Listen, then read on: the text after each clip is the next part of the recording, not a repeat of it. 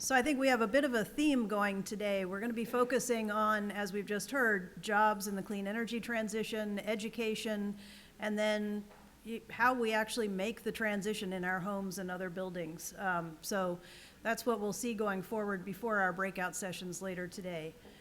So following up on Mike's great presentation this morning, we're going to go into a Green Schools panel discussion, which I think should be a really exciting panel. The Green Schools team with Mobilize Frederick has just been doing some incredible work over the last year and a half, 2 years now, I guess. So they're going to be able to provide some updates on where they are and where they're going with that program. Our moderator for the session is going to be Janet Adey. She's actually the co-chair of the Green Schools team along with Carrie Murphy. She's had a long career in this area in education and the environment. She actually participated in the first Earth Day in 1970, igniting her passion for the environment and conservation. She has degrees in natural resources and environmental education and began her career with the U.S. Fish and Wildlife Services, going from the Environmental Education Center in San Francisco to the Alaska Regional Environmental Education Coordinator. She's also led education and outreach training and programs at the National Conservation Training Center in Shepherdstown, West Virginia. So I think she brings a lot to our team. We're very fortunate to have her in Frederick County and helping us with these programs. So I'd like to welcome Janet.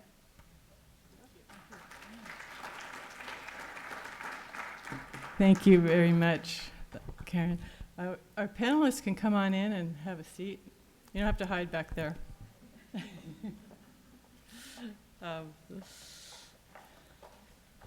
So I'm super excited to be here today and have the opportunity to moderate this illustrious panel of amazing people who have been working really hard, in the day-to-day world of Green School. So this panel, we're going to talk about things from their perspectives, from somebody from at the state level who manages the entire Green School program across Maryland, somebody who started a Green School as a teacher in Frederick County, and we have 2 high school students here who are leaders in their high schools at their green clubs and eco services clubs. So you're gonna hear not so much about how to do it, because we do lots of workshops and things like that, but if you want to become a Green School or support a school to become a Green School, but more for what Green Schools can accomplish and what motivates these people to get involved. So after I retired, I realized I was really one of those lucky people. My work is really my passion, and I didn't want to stop doing that, so I got more involved at the local level than I had been before, and was able to work with the Climate Emergency Mobilization Work Group, developing the recommendations for the report that went to the county. And I was so gratified that the group embraced education as a tool as a climate solution, and they recognize how important it is to connect with really learners of all ages, but connect them with nature, and to develop that baseline of environmental literacy. So we developed the Green Schools, the recommendation 37, which is it says to build climate resilient school communities. So Green Schools is a tool to do that, and one of the goals is that all Frederick County public schools would become certified Maryland Green Schools by 2035. So we're on our way to that.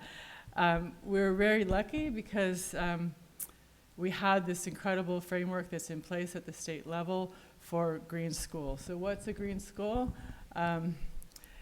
It's something that was developed in 1999, and since then it's become aligned with the 2014 Chesapeake Watershed Agreement, and also all the Maryland State Department of Education graduation requirements and standards. So it's, it fits right into what teachers are trying to do in schools. And it's basically a framework that allows teachers, educators, schools to provide pre-K through 12th grade students with educational opportunities that will empower them to have, to make a difference, to apply the learning that they're getting in the classroom, to make changes in their lives to reduce the impact they have on the environment, to practice stewardship in their communities, develop more sustainable behaviors, and sort of increase their awareness of how our relationship as humans with the environment ultimately impacts their health and the health of their community and society overall. So and Mary will talk more about this, but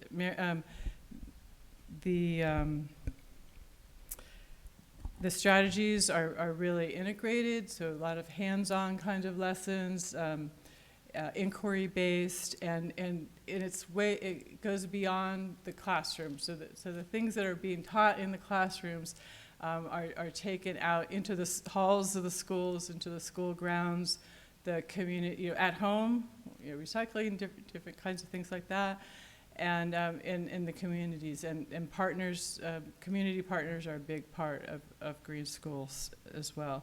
So it's sort of an enrichment opportunity and a certification process, but it's a framework that a lot of teachers are already doing, but this allows them to document that and kind of get credit for it.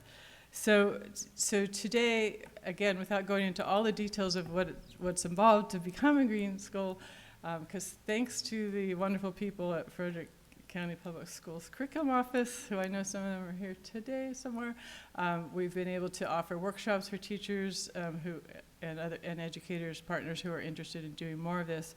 But what we want to do is hear from the panelists and have them share with us some of their major accomplishments going through the Green Schools program and what motivates them to stay involved. And they'll have a series of questions that I'll be asking them, and we'll leave time at the end for you to ask them questions also.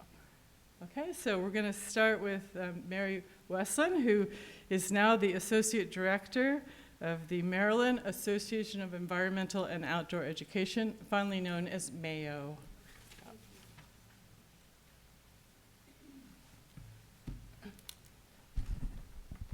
I'm really tall, so make sure you can hear me. All right. So I wanted to first thank all of you for inviting me to be a part of this panel. So thank you, and I am looking forward to sharing my thoughts on the progress and solutions that we are witnessing in the realm of climate change. So thank you. So in my role as the Associate Director of the Maryland Association for Environmental and Outdoor Education, or MAEOE, and that's not the condiment, it is MAEOE. So I collaborate closely. We get a lot of comments about that, so I figured I'd add that in. But I collaborate closely with educators across Maryland, and I help to steer the Green Schools Committee and the Green Schools program towards a future that is sustainable and rooted in ecological awareness. As a former elementary school teacher, I understand firsthand the importance of experiential learning, so particularly in outdoor settings. So every time that I took my students outdoors, I taught in an urban environment in Pennsylvania, I got better results. I started to integrate environmental education with various subjects: math, reading, science, physical education, art, music, all of those things. And I could tell when I did that it enhanced my students' interest and it fostered a deeper connection to nature. And I did get better results with all of my test scores because that was an important part of my life as a teacher. But at the heart of my responsibilities is to support both formal and non-formal educators throughout Maryland. And I help to build partnerships between schools and environmental organizations. And that really requires innovative thinking. And the goal is to align everyone towards having 50% of all Maryland schools become green schools by 2029. And that is a state legislation that was enacted in 2019 called the Maryland Green Schools Act. So in 2023, we celebrated the addition of 33 new schools in our network, despite the challenges posed by the COVID years. And we all remember those years, and they were all challenging for all of us, but even with this stop in our world, it reflects a growing interest in and commitment to environmental education. And this year, we're hoping to bring in over 70 new schools to the network. Our impact extends beyond specific regions, with steady growth observed in 3 counties and increased awareness in both Eastern and Western Maryland. And notably, Frederick County has shown heightened awareness and engagement, which is why we're all here today, with the Green Schools program. And a source of pride for us at Mayo is being able to provide grants that empower educators with the necessary tools to mold the environmental stewards of tomorrow. And I actually got to meet, right before I came into the panel, a bunch of students. They're sitting right here who are so super excited about being environmental stewards, and I want to acknowledge all of those students because that's really why we're doing this, and it's like amazing to see. It's just, so it's just amazing to see just the it's just amazing. So, and they encouraged me to give this speech because I don't normally like speaking in front of crowds, so thank you guys.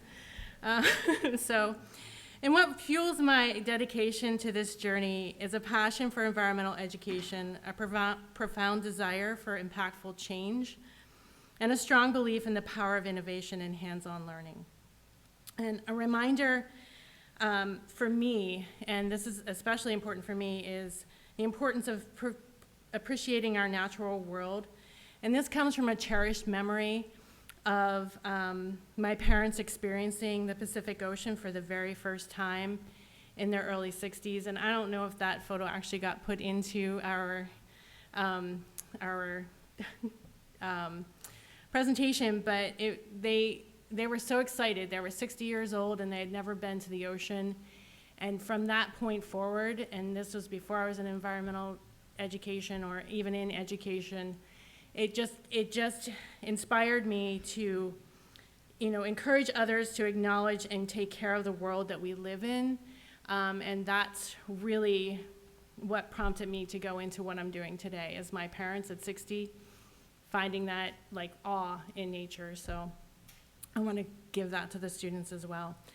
As we collectively contribute to a larger mission, the Green Schools program stands as a beacon of hope, illuminating the path towards a greener and more sustainable future. So thank you again for having me on your panel, and I look forward to answering all of your questions.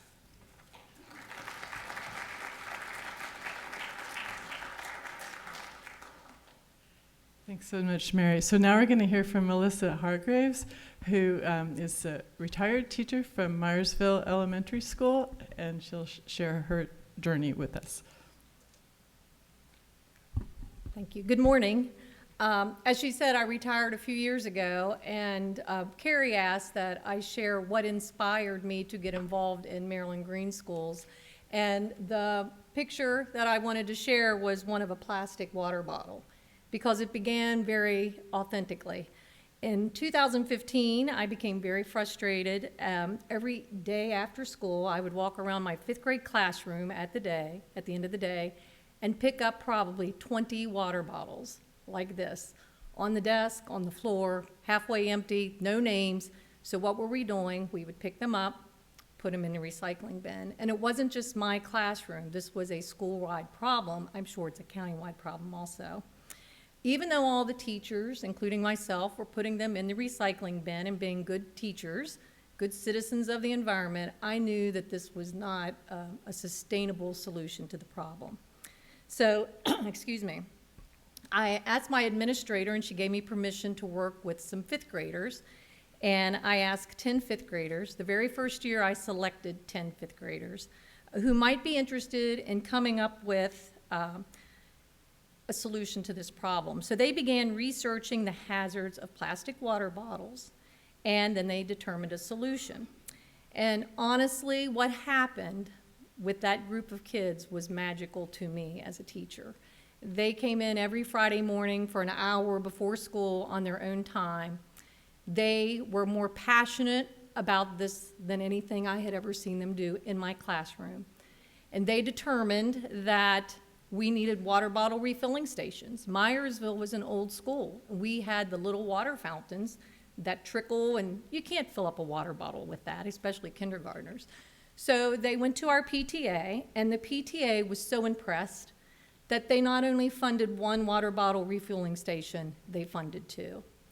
And that is honestly how I got my inspiration to get involved in this, because I didn't even know Maryland Green Schools existed. But the following year, I enlisted the help of another awesome teacher named Michelle Carpenter, and we started Myersville's first environmental club. And that fall, I just happened to go to a meeting, something like this, but on a much smaller scale, and I learned all about the Maryland Green Schools. And I was surprised how many things we were already doing at Myersville Elementary School that could be used to complete the application. So to me, it was just a no-brainer. Like, why wouldn't we just go ahead and do this? So we started the environmental club in 2016, and then in 2017, we were awarded the honor of becoming a Maryland Green School. We average about 33 fifth graders every year since that time who volunteer to give up an hour every week before school on a Friday morning to be part of the environmental club. And their list of accomplishments is impressive. And this is one of the things, as a teacher, you're the guide on the side. They come up with the ideas, and we just guide them. And they have so much passion that these things get done. So I would say the biggest accomplishment, no doubt, we have gotten rid of all the plastic water bottle usage at Myersville Elementary School. Yeah. There is none to be found, and there's actually a funny story. A few years ago, I was sitting in a doctor's office, and I had on my Myersville Elementary shirt, and this lady looks at me and says, "Do you work at Myersville?" And I said, "Yeah, I teach there. Why?" And she goes, "Is it true you can't take water bottles in there? I'm on the sub list, and I'm going to sub there next week." And I was just wondering, is that true? And I was like, yeah, that's true. We really frowned upon it, because they started this group called the Green Detectives. This was born out of the kids. And we have groups of fifth graders that go into classrooms every week. They check to make sure the lights are off if the teachers aren't in the room, there's no plastic water bottles, the monitors are off, and kids earn a fresh air break, also known as an extra recess, if they get their points. I'm telling you, the power of peer pressure is amazing in elementary school. So you will not find a plastic water bottle in our school. So that was one of our biggest accomplishments. Other things we've done is we maintained the flower beds around the school, including a pond that was put in by the environmental club. And they've learned so much about invasive species and perennials and annuals. They monitor 7 bluebird boxes that were put in years ago as a part of an Eagle Scout project. And one of the bluebird boxes is attached to the front of our building and actually has a webcam in it that is hardwired to every computer in our school. And students have had the privilege of watching hatching, fledging. It's been amazing. And when those eggs hatch, you can hear a pin drop in that school. Every kid is watching it. They named the birds. It's just an amazing thing. And again, this is just taking care of our environment and making kids understand it. We're also involved in the Trout in the Classroom program, and when we started that program, students became very concerned about the water going into our drainage system, because Middle Creek is where we release our trout. And so they went to the town council, petitioned the town council to put in drain markers around Myersville drainage in the town. We got a grant from Piedmont Foundation. They paid for the drain markers, the town put it in. The kids went and petitioned the town council to put in recycling trash cans at the local park. That happened. So when you put kids in charge of things, change happens. And I think when these kids walked in, we all smiled because we know that's what they need. Yeah. And next Monday, our school is starting composting, with 4th and 5th graders will be composting their lunch in the cafeteria. So that's exciting, that's the next thing. And I continue to help, even though I've retired, I go in every week and whenever needed with the environmental club. Because I'm inspired. I'm inspired by how receptive our young people are at creating environmentally friendly school community.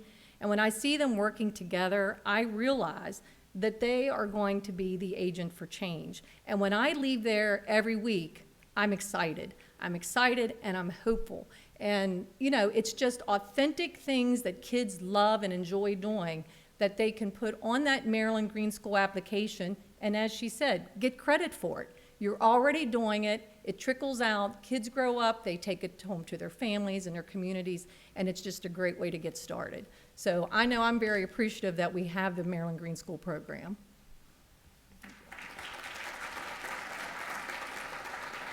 Thank you, Melissa. That's just a fabulous story. I really appreciate you sharing that. So next we're going to hear from one of our student panelists. We have Sanjana Ranasinghe, who is the president of the Urbana High School Green Team. Come on up.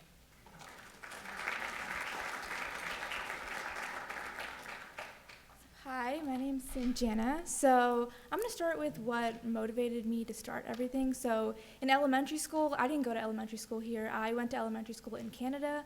In my school, we had a whole composting and environmental action projects because we had really good staff members who were really focused on environmental education.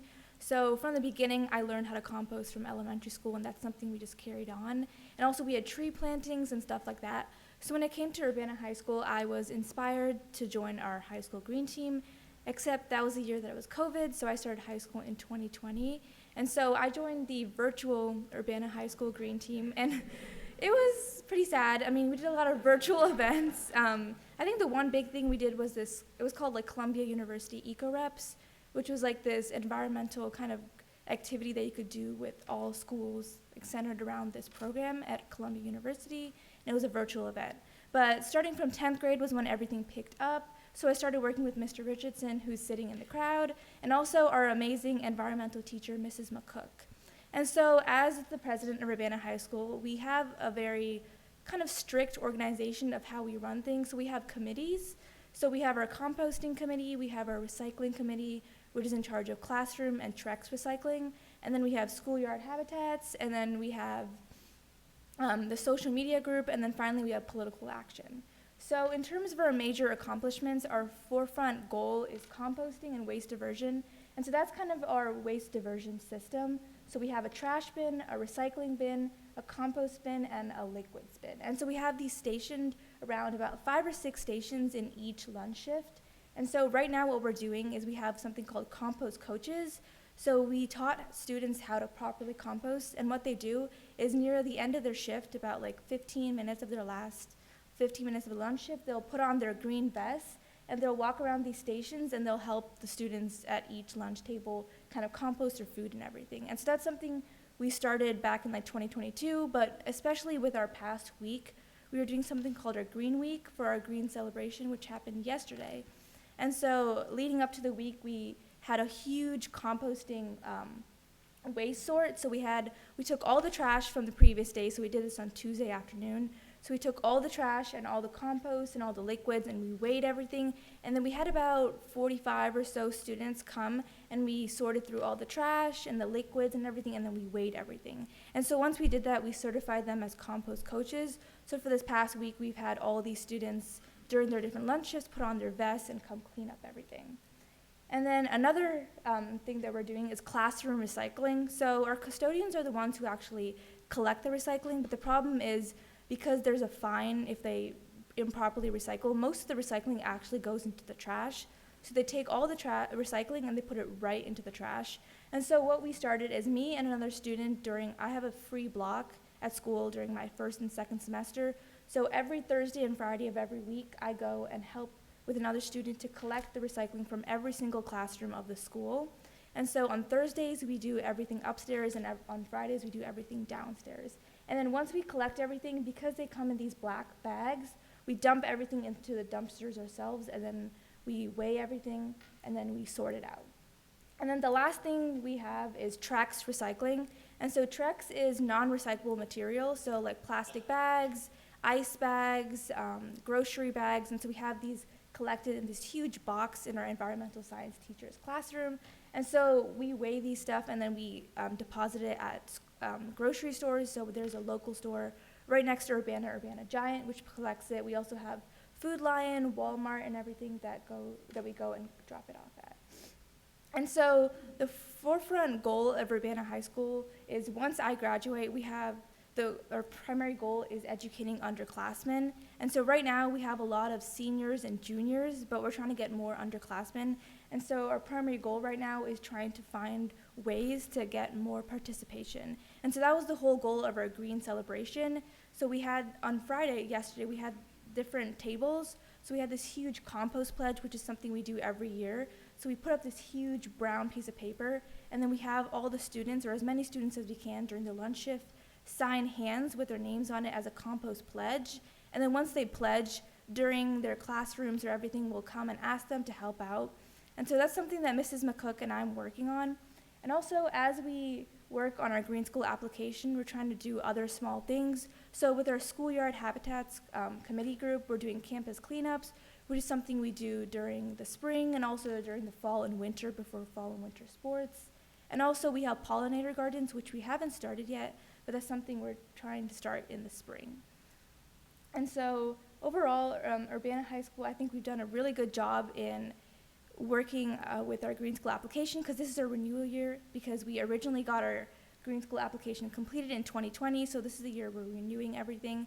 And so after we finish the application, we're planning on reinvigorating all our committees into starting more activities, because right now we're primarily focused on our Green School application, so we're primarily focusing on three activities, but once we finish our application, we'll have more time to kind of reinvigorate all the other activities that we wanted to do, like pollinator gardens, possibly butterfly gardens, tree plantings, and other activities. Thank you.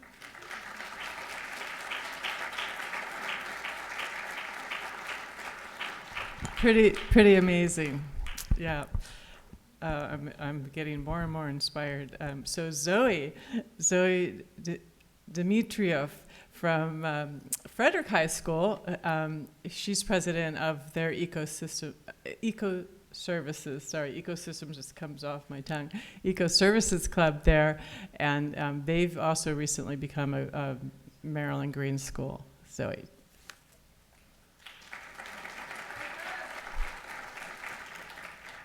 Hello, my name is Zoey Dimitriou. I'm a senior at Frederick High School, and I'm our Eco Services Club president. I'm also involved in Science National Honor Society, which collaborates with Eco Services a lot in many different activities. At Frederick High School, currently we're planning for our upcoming Earth Week, which is something we do every year. It's pretty big. We do a lot of activities. Each day has a specific activity. These can be things like our school-wide blackouts, where we turn off all the lights in the school for so many hours a day. Many kids love it, because who doesn't love learning in the dark? We'll also do recycling rumbles, and we do murals every year where people can come and make a sticky note and paste it on there with their name to kind of like your compost pledge their allegiance to recycling in our school. We'll also do nature walks, which kids also love, because who doesn't love getting out of class? Our top 3 accomplishments as a school were probably our recycling rumble, which we started in January of 2022. It was an initiative called #RecycleRight. We had more than 90% of our classrooms recycling efficiently, and that was up from almost 0 before the start of the project. In order to do this, we collaborated with the art department in our school to make these lids for our recycling bins. They did the lovely artwork on the top, and we provided them with the cardboard. This was to encourage kids to make sure that they're recycling only recyclables. A big problem in our school before Recycling Rumble was kids would just throw it in the nearest bucket, and they wouldn't focus on whether or not it was trash or recycling. So this helped us get our recycling up from almost 0 to 90%. We also do a ton of Carroll Creek cleanups. Because we're at Frederick High, we are blessed to be right by the creek, and we utilize that a ton. We'll do stream studies with our AP Environmental Science class. We'll do trash cleanups is our biggest thing. We'll go out with gloves and trash bags and walk along the creek cleaning up any garbage and plastic that's around there. We'll also do invasive species removals, invasive plant species, not animals. We've partnered with Friends of Baker Park to do that. And that was super fun. It's really fun to get out there. You get to get these big metal shovels and dig up all the invasive species. It's awesome, the creek cleanups, because you really can feel the impact that you're having. You see it being actively taken away from the environment. And we also have the food garden at Frederick that we did in collaboration with Grow Frederick, Inc. This was in April of 2021, and we also worked with our horticulture and ag studies departments to put this together. They helped us make 4 raised beds, and then we got to plant vegetables in them and pass them out to kids at the school who don't have access to food at home. So it helped decrease food insecurity at Frederick High School, which was really an amazing thing to see. I was inspired to get involved by the prospect of being able to have a direct impact on my environment around me. I did nature camps as a child, and I would go every summer, and we'd go on nature walks, and I'd go pick up frogs and play in the creek. And so I was exposed to the environment as a young kid, despite growing up in a city, which I think is a super important thing to be, because even though I've gone to school in a city my whole life, and so I've never really been exposed to the like wooded areas and things like that, but because of these nature camps, I feel like I've been a lot more perceptive to the damages on the environment that we're actively having. I also knew that I wanted to continue learning and caring about the environment in high school, and I'm driven to stay involved by all the progress that's being made. It's super easy to focus on the negatives, but it's important that we focus on the positives as well, because that's what's going to push us to keep going.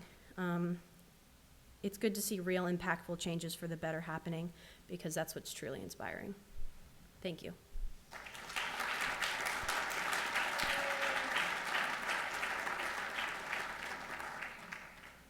Okay, is this working? So do we have hope? Do we see solutions? I mean, is it not just, I think I'm gonna cry? So thank you all, both, all of you very much. And I have a couple, because this is a panel, right? And I'm a moderator, so I'm supposed to ask you questions. So my first question is gonna be for Mary. And so Mary, you get to work all over the state with Green Schools and see what's going on.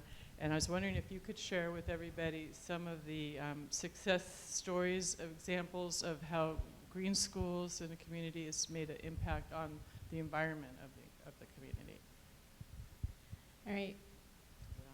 I think it's on, right? Yes. So first, I can just give you some numbers. So we have 642 green schools and 45 green centers, but that, if you actually look at the numbers, there's over 100,000, 200,000 students who are getting environmental action into their daily lives, and these centers are also supporting these actions as well. So going to nature centers is actually making students more aware. So some of the success stories that I'm seeing, I'm one of the reviewers, or I'm the Green Schools person that you email if you are sending your application. So I get to look at applications, over 200 applications every year. And just some of those actions were already stated.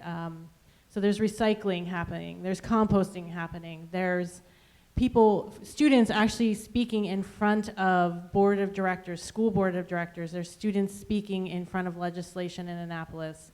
So those are some of the success stories that we have. And at MAEOE, we provide grant funding to educators that they can actually do these projects in the schools.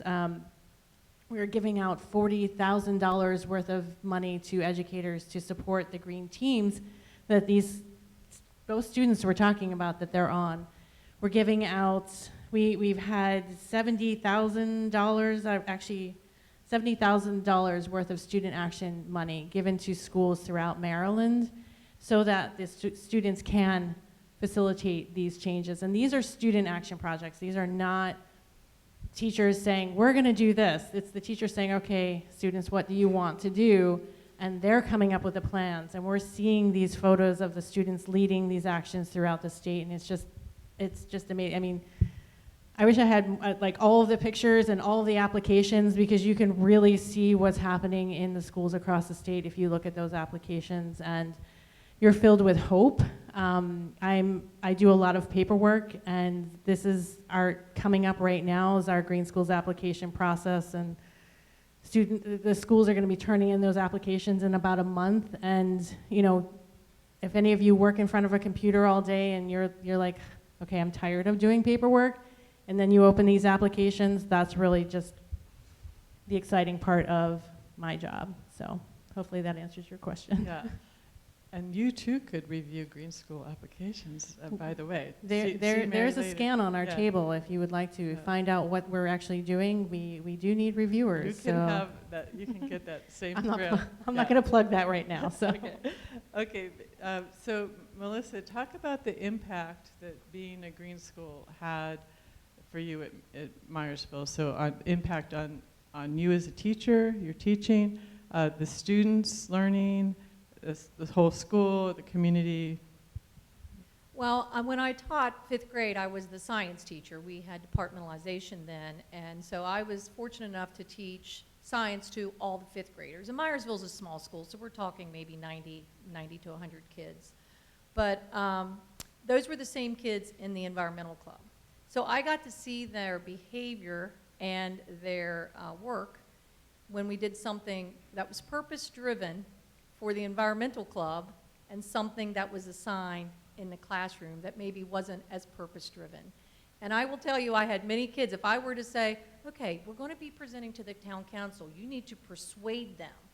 Man, could they write a heck of a letter. But if I were to just say, write a letter of persuasion to your grandmother to get you a cat, wasn't so awesome, you know. So when you have that purpose, I just found when the students had that purpose for learning, the need to know, and I think a lot of adults function like that too. The need to know is what inspires you to want to learn. They needed to know what pH level meant when they were checking the trout tank. They needed to know what's recyclable and what's not recyclable when they went to talk to the kindergartners. So the need to know was driving them. We also had students, attendance improve. We had some attendance behavior attendance issues, and they were in the environmental club, never missed a Friday, never missed a Friday. So we found that that was part of the data we collected. And then also there were two times that we had a child with behavioral issues, and they asked if he came with his instructional assistant, if he could be part of the environmental club. Showed up in the summer, just he and I, and we pulled weeds, and we bonded before the school year even started. So we started out on a good foot, and that made all the difference in the world. So yeah, it is. It's practical, it's authentic, and kids enjoy it. That picture that she showed, the one, kids are weeding. Every day when the parents would pull up to drop them off, they'd be like, I can't get my kid to weed at home, what do you do? I'm like, they're with friends, and they have a purpose for doing this. They've learned about it, they know what they're doing, they're in charge, it's their thing. So it gives them that feeling of I'm important, I'm making a change, and yeah, they take ownership of their own learning, and that's, as a teacher, that's really what you want. And then we had a great connection to our Myersville community. The parents were very supportive, the town council was very supportive, and I would say that they have a great climate of environmental stewardship in that community. That's absolutely amazing, yeah, great points. Okay, so let's hear from one of the students, Sanjana. So how do you think your experience as a high school student, well, it's probably impossible to separate it from the COVID experience, but considering that, how has your high school experience been different because you are part of a green school? Well, definitely more. Is this working? Okay. You have to talk really close. Okay. So definitely more involvement. So something that the environmental club has allowed me to do is to speak with more students. So during lunch shifts, being able to speak with more students, but also not only students, but also being able to reach out to different representatives and everything. So I've been able to speak at the Board of Education one time, but also I was able to speak with Mr. Richardson and 5 other students, 3 of which were from Montgomery County and one other student from Frederick County, to go speak to the legislators at Annapolis. So in total, we brought about 17,000 postcards in total from both years in order to support and show interest for funding for composting in schools. And so finally, we were able to reach about $250,000 in funding, but that's something definitely we're able to do. But also not only being able to speak with high school students, but also middle school students. And so the Urbana High School has a green team, and many of the Urbana Urbana Elementary, like Sugarloaf, Centerville, and Urbana Elementary, does composting and like waste diversion practices, but Urbana Middle School does not.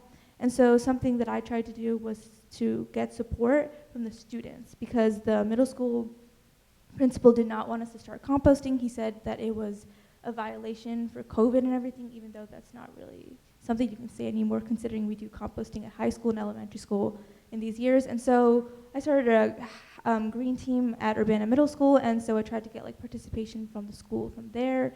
And so basically the goal was, if we got enough students who showed interest in the middle school, we could convince the middle school principal. And so that's something we want to continue to do this year, and also continuing into next year. Once we finish our green school, we can probably focus more on those kind of things. So. Okay, super. So just expanded your horizons, really, and you get to talk to people beyond your school, and then and the kids coming up. And so also one more thing is, we have the Youth Climate Institute, and so that's something we started this year. And so that started with Howard County, but Urbana opened our chapter August of 2023, and so that's something we started this year. And that's kind of a way to get students involved in the climate. So we have 19 members of our Urbana chapter of the Youth Climate Institute, and so the whole purpose of it is to have actions and service projects, and so that's something we're focusing on doing this year. Okay, super cool. So Zoey, can you answer the same question about how being at a green school has changed your experience? Sure. Well, there's a myriad of things, but one of them is the interdisciplinarity that comes with being a green school. Because we're so focused on environmental protection, but we're also in a school environment, all different departments in the school will start incorporating environmental protection into their curriculum. One of our teacher advisors is an English teacher, and she teaches with poems on environmental science or articles all the time. We've had the visual arts department help with that. They make projects of plants or like out of leaves collaging and things like that. I know physics, earth and science classes have done a lot with solar panels and learning about that. We also have at Frederick High, we have a program called LINX, L-I-N-X, which I believe stands for Linking Youth to New Experiences. And that's super cool. It tries to get kids involved in activities outside of school where they can learn about career opportunities. I've done a few of them. I got to go to the Baltimore Aquarium for free at that, so that was awesome. And you get to do these experiences and then learn about careers involving these experiences. So once I went to the Baltimore Aquarium, I then went to a lecture of somebody who was a marine biologist, and I got to learn about that. I think the fact that we're focused on environmental protection and out of school gives us a lot of different areas to show how the environment connects to all aspects of life. We also are in a city, and so I've learned a lot about urban reforestation and the importance of that. Frederick High is also an LEED silver certified school, which is awesome. An incredible school. Yeah, since we got the new building, which is beautiful, that's been super amazing because we use less electricity and more geothermal power. I think the windows and how it has a lot to do with getting us certified for that. But yeah, I think both being in a school and allowing us to reach different education departments, as well as having programs like LINX to get outreach to experiences outside of school and more into the career field is super important and has been awesome with being a green school. Yeah, I love that. Thanks for bringing that point up. Yeah, just you can see how everything's all connected, right? So just separate subjects, and that's how the world really works.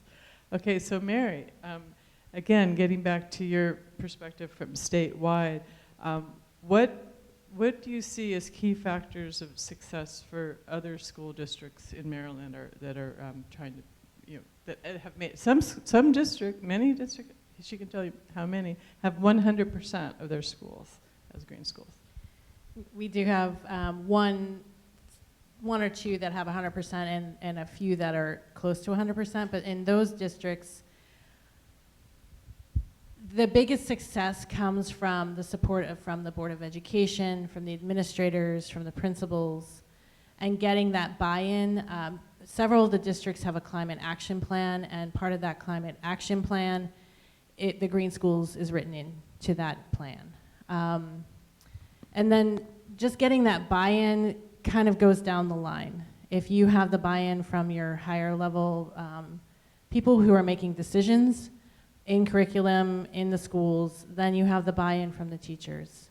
Once you have the buy-in from the teachers and they can see how they can integrate it into environmental education, into all of their subject areas, it helps with those test scores. And and there's also that our schools have a big footprint. So having that realization that by reducing electricity, by reducing, your solid waste, that then there's a financial benefit for it. But the best thing that we've seen, one of the best things that we've seen is student buy-in, and students actually going in front of the Board of Education, in front of the legislators in Annapolis and saying, we want to do this. So once you have that buy-in from the students, even if there isn't buy-in from the higher level, now they're starting to change. And that's, the student voice is really the most important part and most effective part of getting change in our schools. So. Okay, super. Yep, power. 3 minutes till what? but okay, well, it's hard then. So we want to know, I'm going to just put this out to everybody then. Because I was going to ask Melissa what you think that would best, how we can best support green schools, but also I was going to ask Zoey and Sanjana, if you were in charge, what would you do? I think you should be in charge actually right now, but anyway, so I'm going to kind of combine that question and say, what is it that we need to do from your perspectives at all these different levels to support and embrace and expand green schools in Frederick County? Well, I 100% think that get the word out is the first thing. People need to know. Like I said, we were doing things and didn't even know that Maryland Green School existed. So getting the word out is key. And second of all, if you are involved in a community, you have grandkids or just neighbors, or you're just interested, volunteer to help them get started with their green school initiatives. Go in and help. They would love to have help. Teachers want to do this. A lot of teachers want to do it. They don't have time to do it all. So they just need a little support. So get the word out. Make sure you have funding available. Make sure you have the resources available, providing in-services so teachers know what's going on, and volunteer if you can. I would second that, and Mayo can support that initiative if you become a green leader. So if you don't know what that means right now, come to me and I can help you get started. Yeah, I agree with that. I think a big problem, at least at Frederick High specifically, is kind of a lack of student involvement. And I think that in some ways comes from a lack of knowledge about the possibilities and the opportunities that are available to students, and maybe even a little bit of a lack of care. I think social media is huge, and it's a perfect tool to be able to connect with youth and young people, and I think utilizing that is super important. You could also, we have required service hours at the high school, and so they're kind of built into the school year, and you making, if I was in charge, making that some of those service hours be like a environmental service requirement, I think could be super important, because kids wouldn't have to go out of their way to do it. It wouldn't be an inconvenience, but they would still be getting involved and still helping and still gaining knowledge about the process of environmental protection. Cool. I also agree with involvement. During our school year, we have a couple of auditorium, rehearsal, kind of speeches that we do for, safety and everything. So a big thing is, at the end of August, I think that's when our school starts, we have this huge like presentation that every student has to attend. And it kind of happens like in shifts during the day. And so we have like, it's like safety, rules at the school. And so something we did at the end of our actual presentation was that they allowed us to speak about recycling for like 2 minutes. But something we could do is if we could have maybe somebody from Mayo or some kind of representative come and speak, because the biggest thing that inspires students is like hearing a really passionate person speak. So whenever, like Mr. Richardson, he's sitting in the crowd, he has a very like loud, very enthusiastic voice.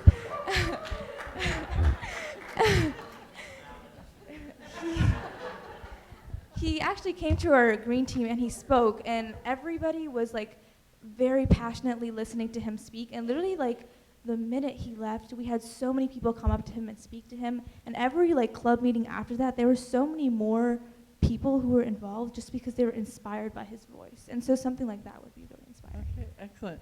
So this is awesome. So many great points you've all made, and so many wonderful suggestions, and you've brought out all kinds of benefits and opportunities, and enthusiasm. Your enthusiasm is contagious, so thank you so much. I think there might be questions. Are there questions? Oh, Mr. Joe Richardson. Now, don't be shy about speaking up, Joe. Yeah, that loudmouth guy. Sanjana, can you go back and show that first slide of your presentation? Is it possible to go back to that? What you need to understand is there. That's Serena McElwain, Secretary of the Environment. Sanjana is pictured to the right. We took students to Annapolis last January with 13,000 signed postcards by students. They effectively lobbied for and secured $250,000 for compost pilots throughout the state. So you should applaud her for... I have a edited recording of the things, the comments they made. Pragna Yalamanchile is kind of pictured in the back. She put it to them. We demand this, we're not asking. And the money came. Mayo was supposed to be the fiduciary. State Department of Education released $250,000 to, no, excuse me, the state legislatures released $250,000 to MSDE in July to implement these programs. Mayo was supposed to be the fiduciary. They worked very hard writing the grant application process, and MSDE sat on it for 4 months. The application process finally was submitted by MSDE, not Mayo, in December, and the applications are being processed right now. So we're not going to get these programs started probably until March. But there are 38 schools that have applied. I want everyone to understand just how the power of voices. And when you talk about what can we do in our school, my question to you, Mary, is if you have a battery recycling event, if you are Nextrex plastic recovering and creating that network, if you are recovering uneaten food, which is an appalling amount of food being wasted in schools, and set up not only a share table that functions, but a network to collect the food and get it to the food banks, if you do those practices, does that help the process of getting Green School certified? Figuring out the technology, absolutely, 100%. So that is one of the objectives in our Green Schools application, is that solid waste reduction, and that is 100% an action that you can take and submit in the Green Schools application.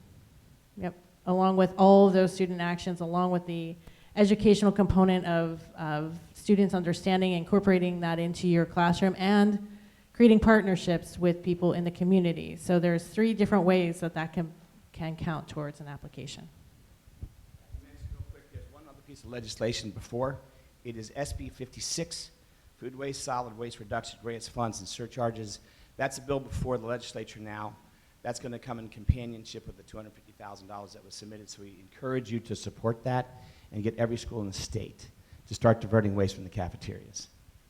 Thanks, Joe. Oh, another question? Okay. Hi.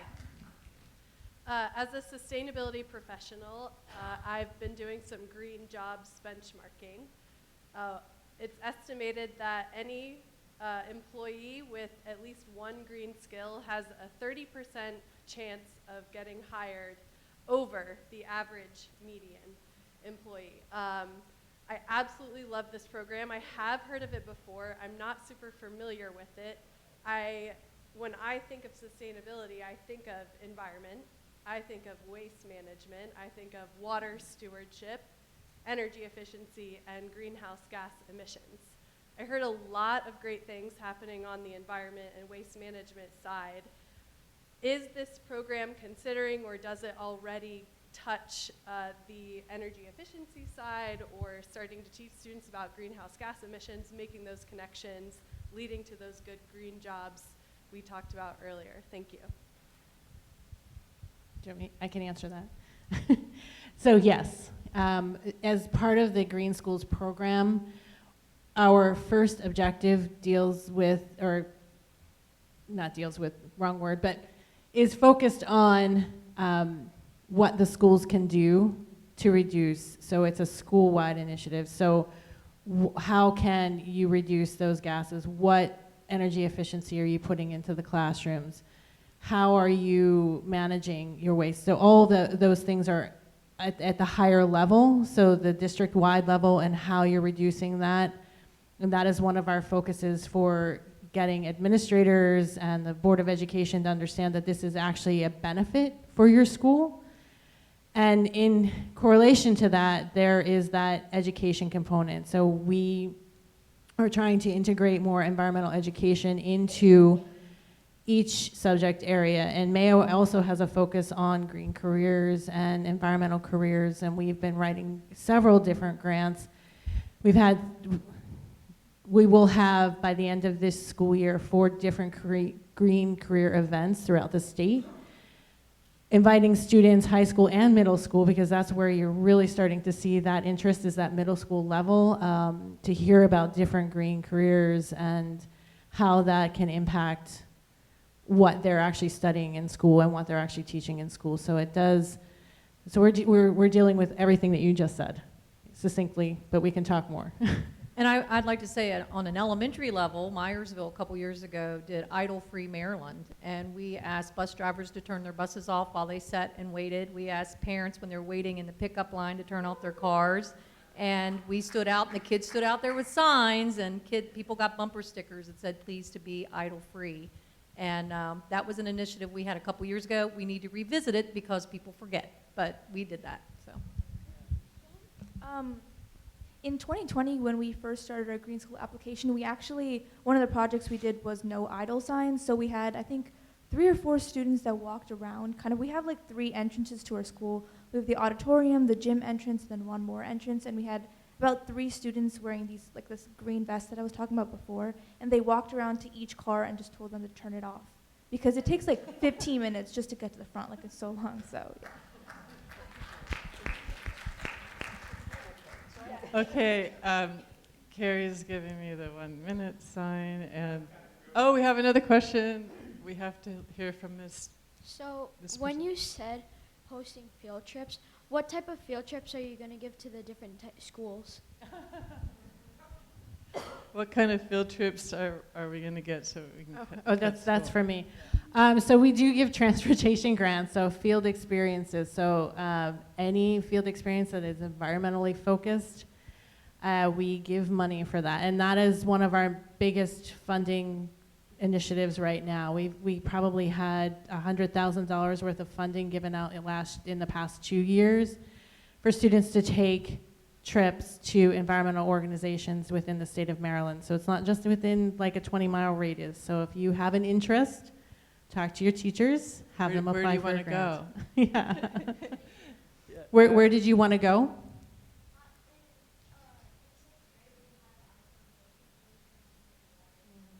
Oh, cool. Yes. Yeah. That's Yeah. part of Frederick County Public Schools Yeah. outdoor Mhm. school, yes. And teachers do that, and that's, I just want to say that for those of you in the room that are working in environmental organizations, that's a way that you could help is provide field trips or opportunities for teachers to organize field trips to your sites. There's a ton of wonderful places in Frederick County to go.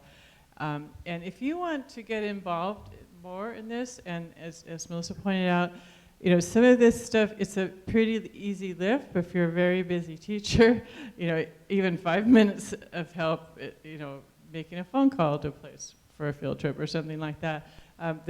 There's the Green Leaders program is in place. There's training. Carrie and I can support you. We have a lot of other opportunities too, so if you want to be a partner in Green Schools, Frederick County, please join us. We have our email. There's other things I'm supposed to say that I forgot. And, oh yeah, come to our breakout section at 1:30. We have these awesome kits, and these are student action kits that you can do with students, or young people. It doesn't have to be in an educator format. You could be a scout leader, parent, whatever. Grab a group of kids on your block with permission from their parents. And we're doing a workshop on these student action project kits at 1:30 in room 212. Okay. Made possible by a generous donation from the Delaplane Foundation, who has been a wonderful supporter of all this. So, yeah. And the Frederick County Community Foundation, Partnership Foundation. So, Carrie, we should have had Carrie come up and say all this. Thank you all very much for participating, and thank you even more. Oh, we have another question. I don't know if we have time. Do we have time for another question? Organizers of the conference. Okay, one more. So how do you think you're going to get all types of people to be involved in these kind of stuff? I'm sorry, I couldn't quite hear that. Just talk right into the microphone. So how do you think you'll get all types of people to be involved in these kind of things? Okay, that's a good question. I put it out to all of you. I think doing things like this really helps. I think just talking to people, sharing your enthusiasm with your friends, your neighbors, your parents. What I've seen, if anything a child is involved in, a parent's involved in, doesn't matter what they're into. So that just sort of is contagious, I think. Not in a bad way. Did you want to? I was going to say, most of the environmental clubs that I'm aware of, everyone is welcome. I mean, whoever wants to join. Is that how it is at Frederick and Urbana? If you want to join, you can join, and that's how it was at Myersville too. If you were a 5th grader and you wanted to be a part of it, you could come. You just had to be responsible and be there. So, Real quick, at Frederick High, we have a very high Spanish-speaking population, and our Eco Services Club has several members who only speak Spanish because our advisor is dual language, and she can speak English and Spanish. So that helps a lot getting outreach to many people who I wouldn't be able to communicate with, but I have somebody who can. Yeah, that is beautiful. And I think going and meeting with people like the gentleman that spoke before, people, the unlikely suspects that you don't normally rub shoulders with, have conversations, talk to them. Okay, I know we're out of time for real now. Thank you all very much. Thank you, panelists.